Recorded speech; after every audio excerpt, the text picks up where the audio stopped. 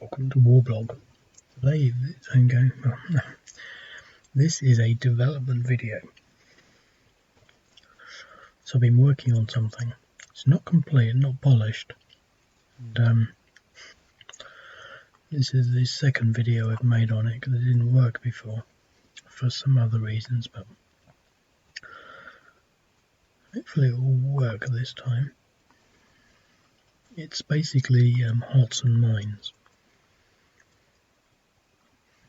So obviously I'm going to choose the Vietnam War, and in particular there's a scenario that's always been sort of in the back of my mind as being quite suitable for this sort of stuff. This Operation New Life 65. It says here, this is a search and destroy and rice harvest security operation across Minh Tu province and a counter-insurgency operation designed to break the hold of the Viet Cong over the area. Historically, there were no engagements. The objectives are farms the US forces have to convert as well as destroying the enemy, so it's perfect. What you'll see is that in this thumbnail, the farms were objectives just like these. Traditional objectives where you got to capture them, and then these scores represent the amount of effort you've got to put into capturing them. So 1-1 farmers, pretty easy to do. Well, so here you can see they're 5. Now what that means is that they're not objectives. I'm not going to bother trying to point out what an objective is. Maybe I should have left one in here so we could point it out, but it's slightly different, but it uses exactly the same methodology, and there's going to be some tweaks and things. But now I have played this a few times now, so I've sort of got an idea of the strategy, but basically what it boils down to is these are in the hands of the enemy. When they're green, they will be in the hands of the US forces, and being at -5 means there's a 5% chance of something popping up there. Now in this case it's going to be irregulars because that's how I programmed it in. So each one is quite complex. I won't bother you too much with the details, but I have to sort of program it in. It's not massively complex, but I have to see the unit that can be copied. But I can specify, I could do 3 or 4, and I could specify different units for different places. But generally speaking, they're just going to be irregular units. So now the first thing to sort of bear in mind is that we've got air units. So I don't want to bore you too much with the strategy because basically I want to play the game, or at least I want to demonstrate how it works. So there's 5% chance of something popping up in each one of these places. So you need to think, 5% chance. Well, it's going to take a while to get anywhere via this stupid road network. So the thing to do is to use the air power to get the worst places. So last time the air mobile units didn't work because they were flagged up as air units. It shows how far back this goes. Now, because we occupy it, in theory, this is what I had to double check, no units will appear in there. So we've stopped that, and we're now engaging in counter-insurgency operations, PSYOPs. We are engaging hearts and minds operations with our units there. I will be putting in additional PSYOPs units that will have much better ratings than these, than regular units. So what else is there? It's going to be hard to get. I'm tempted with that one because it's so far away.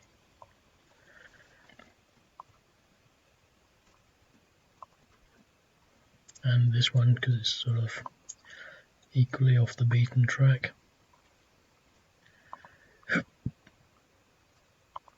But essentially the decisions I'm making here will be generally fairly important. You know, where do you put your units? So I don't think it's rocket science, but you know, obviously you would have that sort of decision making process. I mean, I could have started in the center and worked out. You know, I could have started a sweep left to right, but chosen to do it this way, so let's move these fast moving Reke units up here. Wow, I didn't know you could actually get in there, but yeah, okay.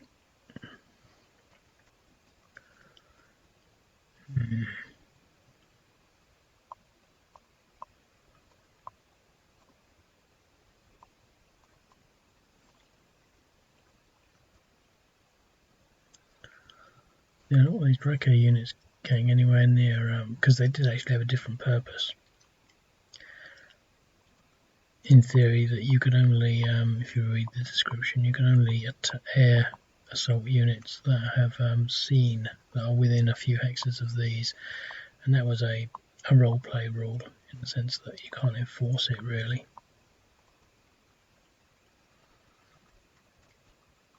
Okay, we'll send him this way.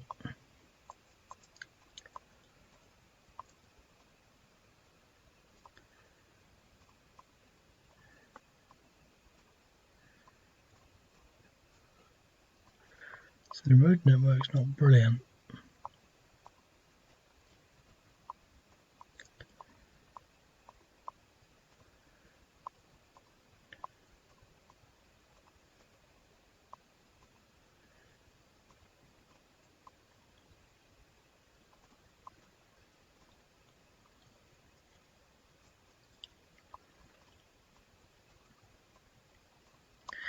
I mean, I'm not thinking about the strategy too much. I just want to demonstrate this really. I should have really moved a bit faster than that.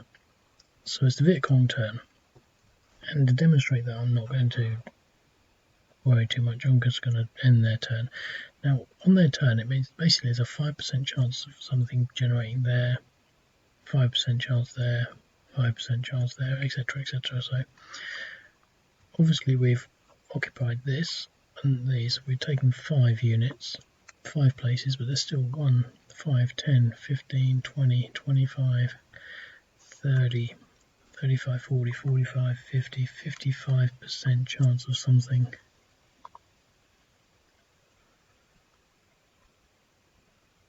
And nothing appeared. That's a bit frustrating really. What I'm going to do is to speed this up. I'm not going to bother moving all the US units.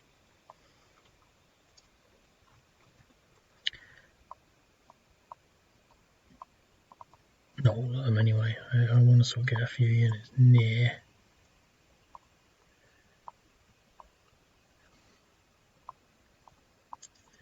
That will do. A Viet Cong are not going to do anything. Right. And again, nothing appeared.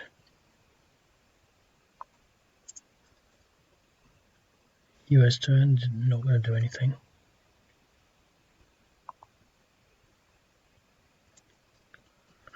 There we go, something appeared there.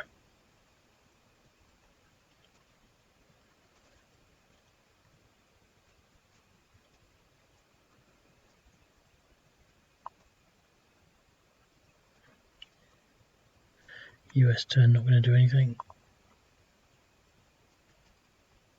Right, so something additionally appeared on top of that one, because there were definitely not 2 units in there, so that unit appeared there. But, 5% chance, the odds are quite good. Viet Cong, another go. Right, so we had something appear there this time.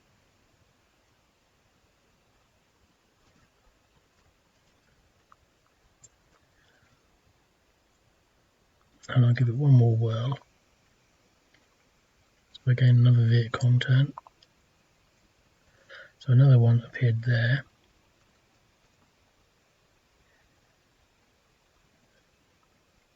One appeared there.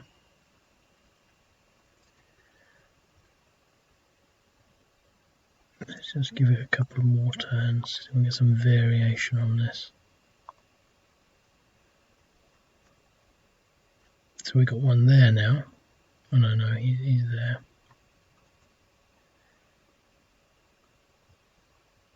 Got that guy there.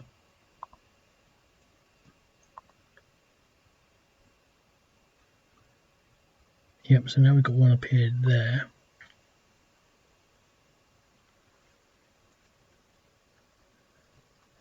So we've got 3 in there now.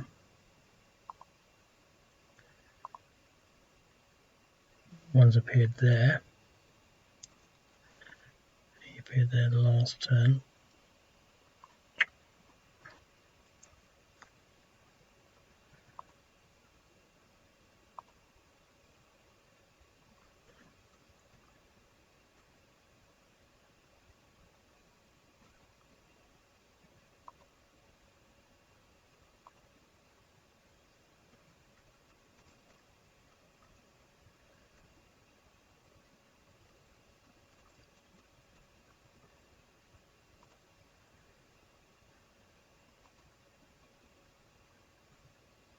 I sort of want to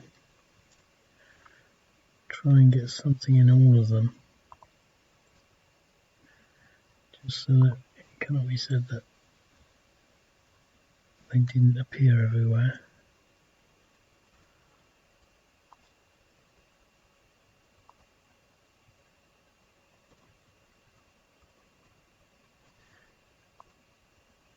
In theory, we'd have to go 20 turns, and this is turn 15. So it's only a 1 in 20, isn't it, obviously?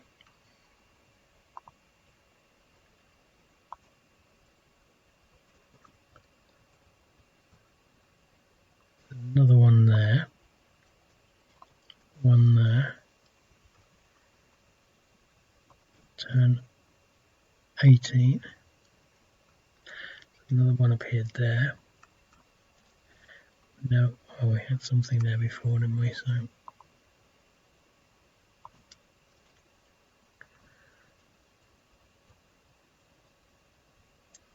and one more turn, so that it's 20 turns.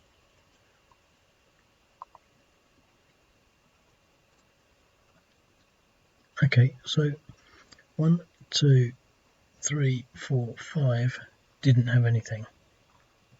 One had 3. 1, 2, 3 had 2. And the others had 1. And the good news is that none appeared where we contested them. Now I'm just sort of almost brainstorming myself here. Let's just move out of these. So now they're green.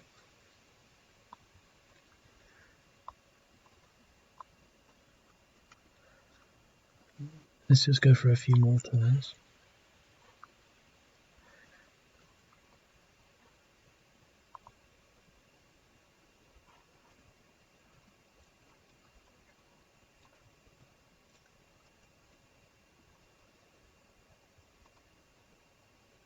What I'm dreading is they'll start appearing in there. I quite like the colours actually.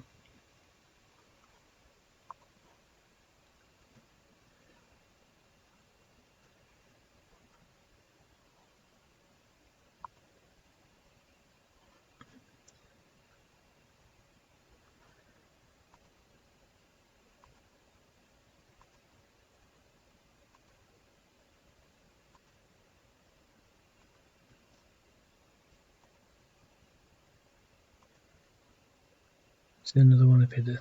So I think it's working. 1, 2, 3, 4, 5. What I'm going to do now is I'm going to occupy the ones. Let's get to a Vietcong turn.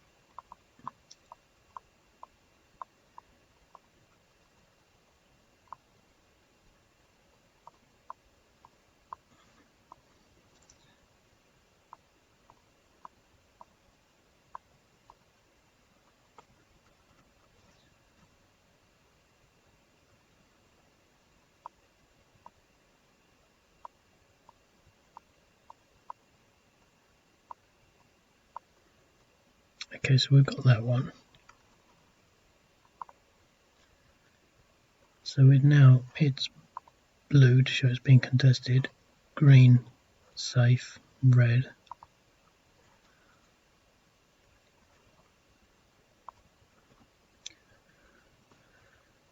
Not going to move any US troops.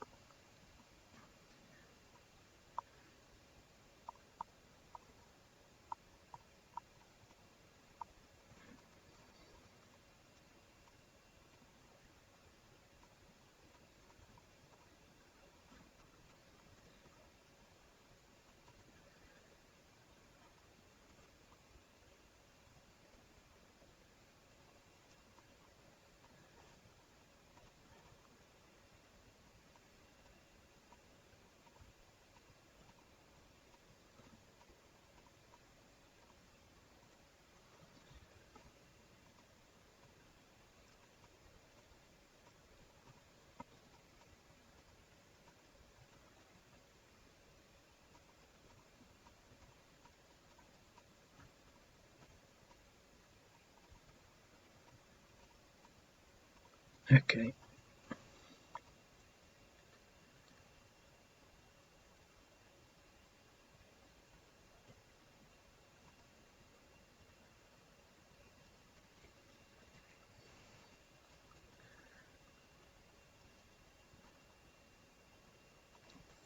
Turns. So what I'm trying to do now is to see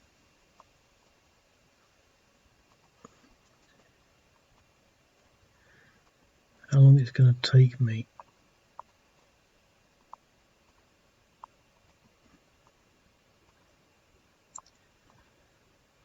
to process these units back.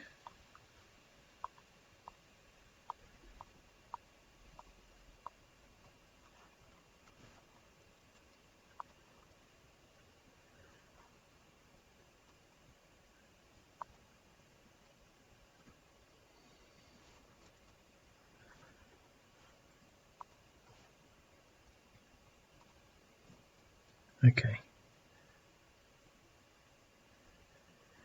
See, this guy is at 5 minus 1, so I'm going to move him out of there and move him out of there.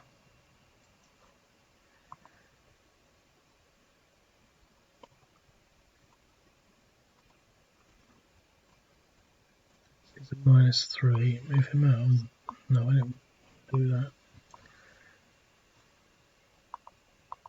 He's at minus 2, so I'll move them out of there. He's at minus 3. Let's just take this one. So the reason I'm doing that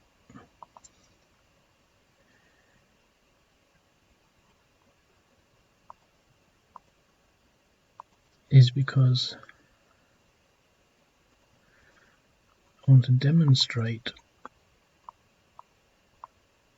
So he's at minus, this is a 3% chance there, 1% chance there, 2% chance there, and look, he's just generated one. That's brand new.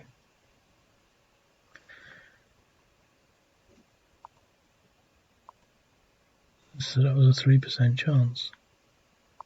Let's move him out. Oh no. No, it was that.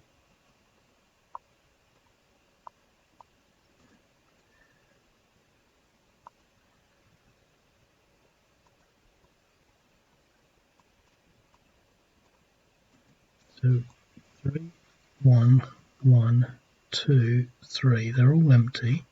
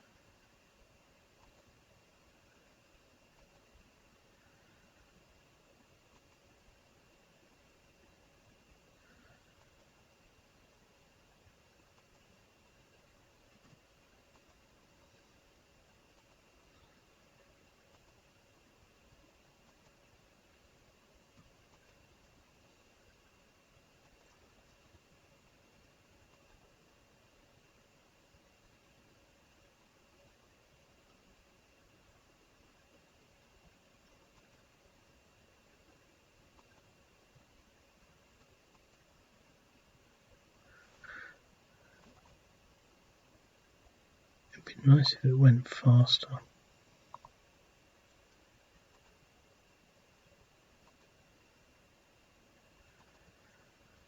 But what I am noticing is that there's a clear problem of if the US, there we go, look, we've done it. So there's one there, look. So he reproduced under a 3% chance. He did it before as well, didn't he? But so I'm leave it at that. In the sense, I'm not going to do any more of this refreshing. I think you should get the point on that. But so essentially, what you got is a situation where they're sort of breeding. The insurgents are breeding depending on the nature of these villages. So if you go and do a hearts and minds, you could say reduce this down to 1% and maybe move to another village, as opposed to stay there the whole time. Now the rate of production the rate of generation isn't that high, but it's sort of high enough. I mean, if you're unlucky, you could possibly find yourself getting more units than you really want to fight. I mean, for example, if we look at the situation now, I wouldn't like to be the US forces. There's just too many of them. They didn't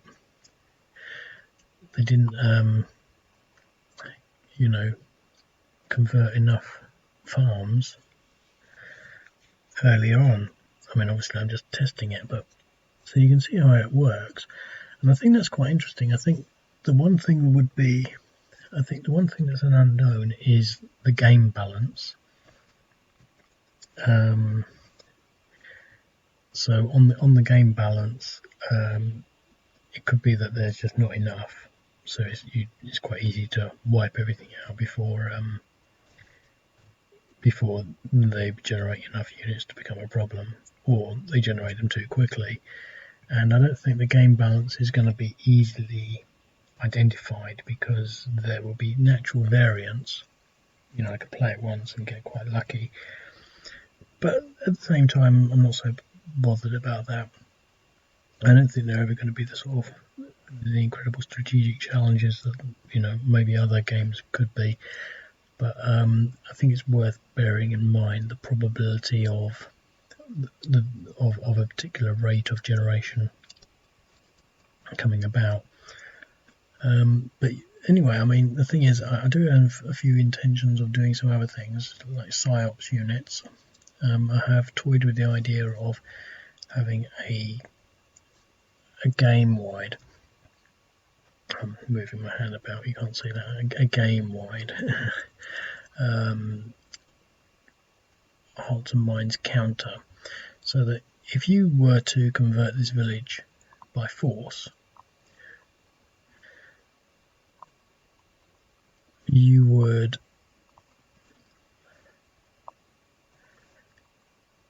might gain it by force, but you would lose game-wide credibility, and that would have a factor. So for example, because we're using force, we might be able to secure this village, but the overall hearts and minds score will go up by 4 points, and that every time they get 10 points they'll get a +1 on each of their locations.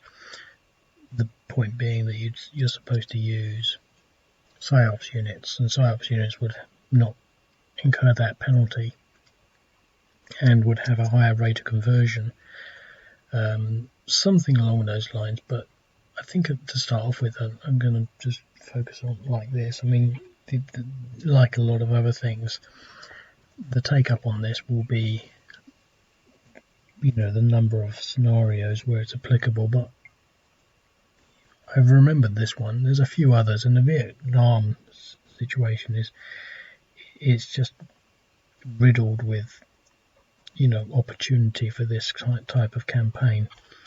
I haven't got my Vietnam book here, which is a shame, but I think that's going to be something I'll focus on. I mean, I think the thing is, I come up against hearts and minds type operations again and again, and I always shy away from them because I don't have that real sort of capability. But I think generally, I don't like this term, but generally people call them coin games, and they're usually area based. And I don't like those sorts of games because they abstract things to the extent, well, they're not really sort of games. I understand why they make them area based, because the abstract level is, you know, it's not like Napoleon at Waterloo or something like that. You know, it's quite difficult to do that, and the situation I've got here isn't ideal, but it meets the sort of the kinetic definition of the scenario, in that there was a search and destroy, so they're trying to find these units. I think the thing that this doesn't have are hidden units, because it's an old scenario. So I might go back and do that as well. But I think the interesting thing would be to, now that I know that it's sort of working, because that's all I was trying to do, the interesting thing would be to actually play it properly. And when I was doing it and putting it together, I was thinking, well, you know, this could be this could almost be a game in its own right. I mean, I know there's the Boko Haram ones where, you know, the search and destroy is actually quite key, and I think the Boko Haram situation in Nigeria and Mali and Sudan and Lake Sudan, I can never remember what these places are called. That might be another area where this type of operation can be applied. But that's that really. I mean, to be quite honest, I have to write it up in the rules, but I only thought about it today. It's one of those things I quite often sort of suddenly have a bit of inspiration. Of course, I haven't done all the other things I was supposed to do today, and it's 5 o'clock in the morning now, so I'm screwed up for tomorrow. But I had a few problems, but putting the code together, I'm quite happy with the way that works now. So that's that really.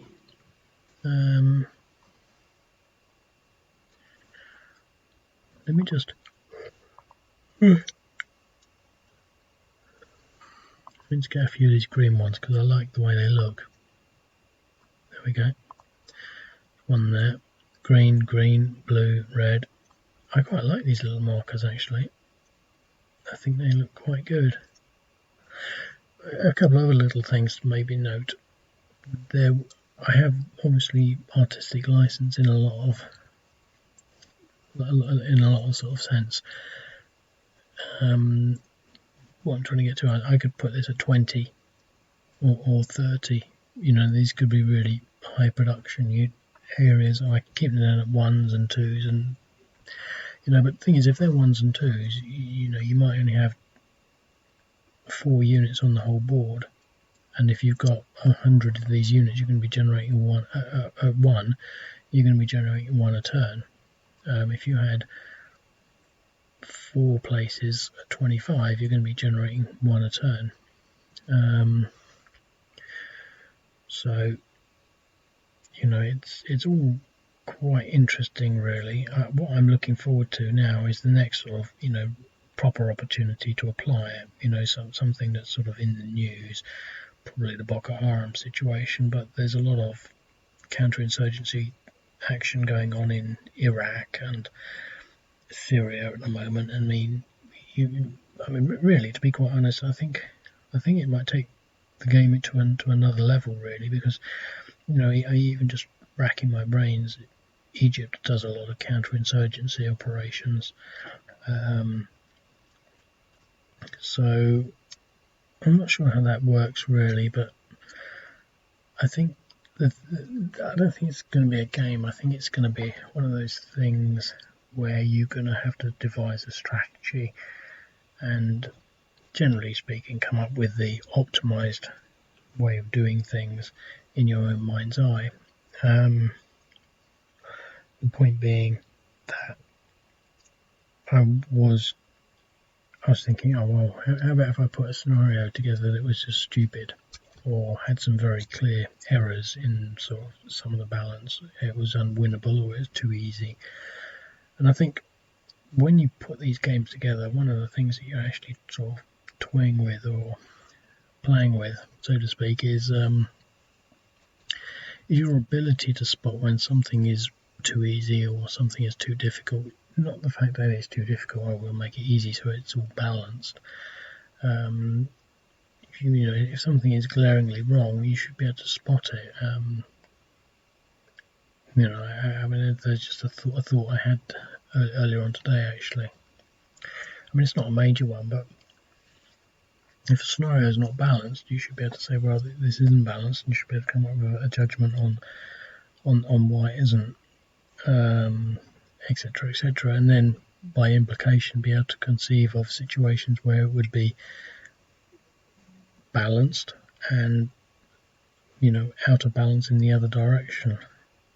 You could say, well, there's not enough going on here, but I could see how it would be balanced in this sense, and then I could see where it would be overbalanced in the favour of the other party, making it too difficult.